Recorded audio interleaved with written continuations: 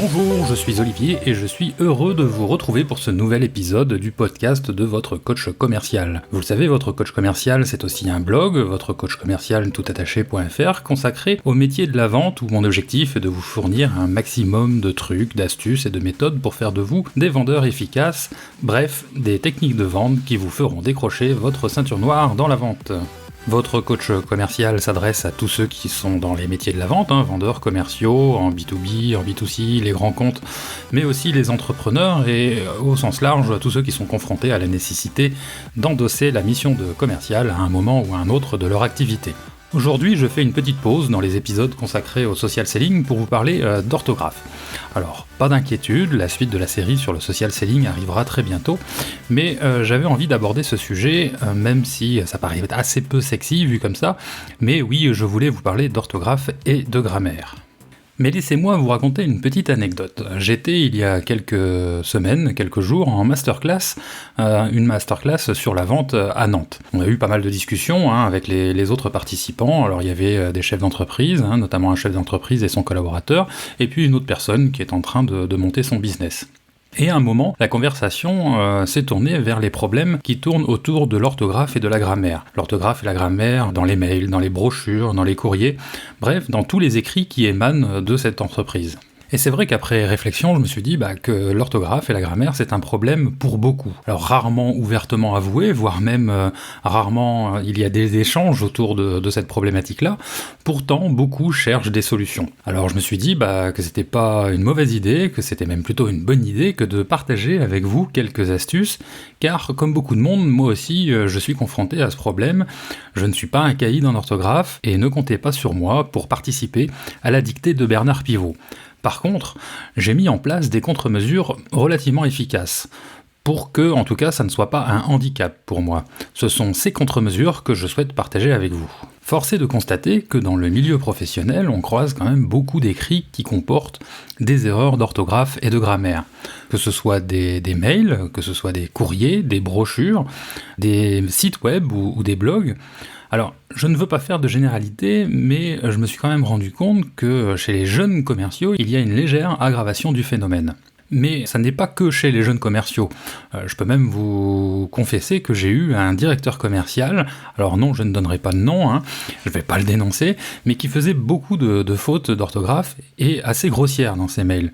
Parfois même des mails destinés à des clients.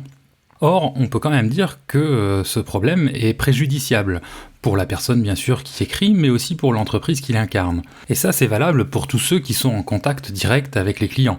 Donc, en premier lieu, pour les commerciaux. Alors pourquoi est-ce préjudiciable ? Alors déjà, l'image perçue par vos clients. Forcément, cette image est dégradée. Le professionnalisme de la personne qui écrit avec des fautes est vraiment mis à mal.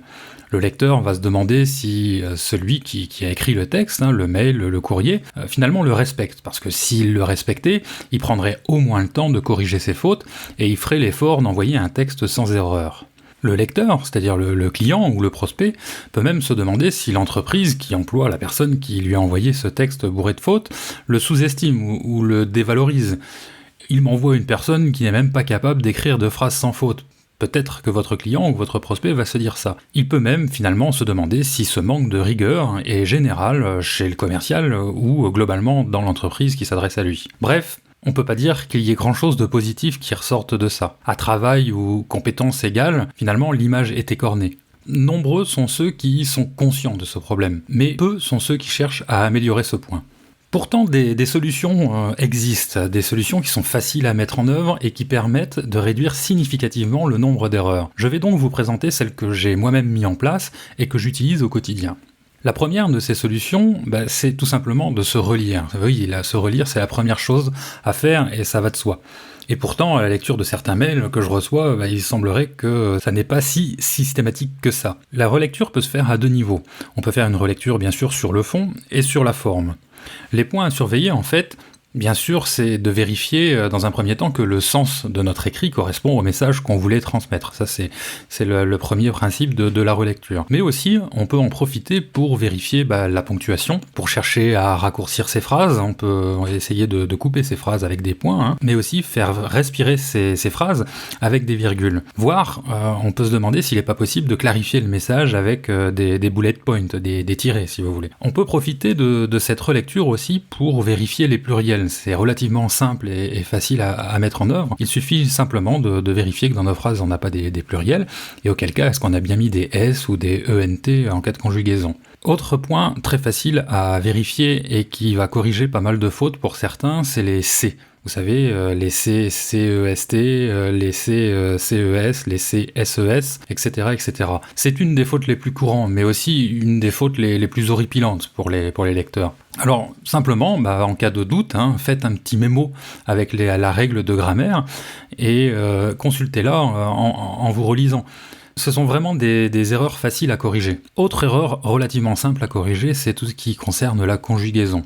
Vérifiez en relisant votre texte que vous avez les bonnes terminaisons. Le simple fait d'y réfléchir, c'est en supprimer une grande majorité. Encore faut-il faire l'effort. Et puis surtout, n'oubliez pas qu'en termes de conjugaison, vous avez un ami qui est vraiment intéressant à consulter, c'est Google. Alors n'hésitez pas à faire vos recherches dans Google, comment conjuguer tel verbe à tel temps. Une fois une relecture approfondie réalisée, on peut aussi compter sur les outils informatiques pour nous aider un petit peu. Effectivement, les outils comme Word, Outlook, Chrome nous permettent d'élaguer pas mal de fautes d'orthographe pures, grâce à la correction automatique qu'ils proposent. Alors attention, il ne faut pas imaginer que cela suffit, c'est de la correction orthographique un peu bête, un peu bêtasse. Mais bon, ça peut déjà élaguer et corriger quelques fautes. Autre astuce qui fonctionne particulièrement bien pour moi, c'est d'avoir des phrases et des morceaux de phrases type.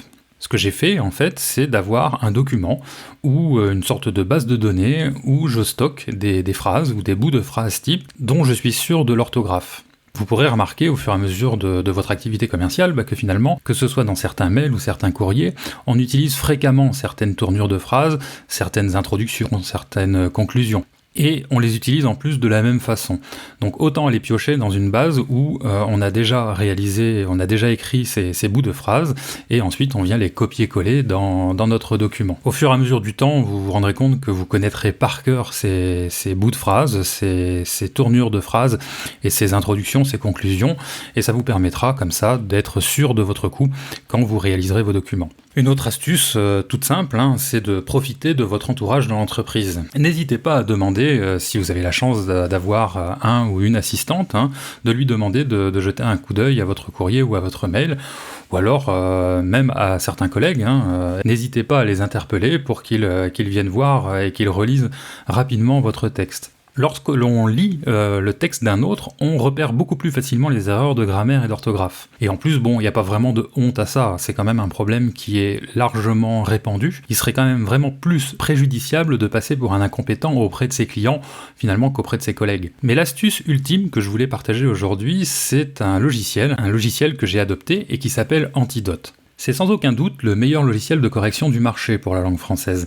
Il est particulièrement pointu. Il ne fait pas que de la correction vraiment basique, comme les logiciels dont je parlais tout à l'heure, que ce soit Word, Outlook ou Chrome, mais non seulement Antidote corrige l'orthographe, la grammaire, mais en plus, il prend en compte réellement le sens de vos phrases. C'est vraiment pour moi la référence en la matière. Alors malheureusement c'est un outil payant, mais l'investissement en vaut vraiment la peine, et en plus il sera rapidement rentabilisé en termes de crédibilité. Et vous, est-ce que vous avez à gérer ce type de problème? Et si oui, quelle stratégie vous avez mis en place pour minimiser l'impact de cette problématique? Peut-être que, contrairement à moi, vous pensez que ça n'est pas si grave que ça. Peut-être considérez-vous que pour certains écrits, comme les mails en interne par exemple, le problème ne se pose pas ou se pose beaucoup moins. Dans tous les cas, venez en discuter avec moi. Pour ça, vous pouvez venir sur le blog votrecoachcommercial.fr. Vous pouvez mettre un commentaire directement dans l'article qui sera consacré à cet épisode de podcast ou en passant par la page contact du blog. Vous pouvez aussi me contacter sur Twitter ou sur la page Facebook, ou alors bien sûr sur LinkedIn. D'ici là, en tout cas, je vous souhaite de bonnes ventes et à bientôt.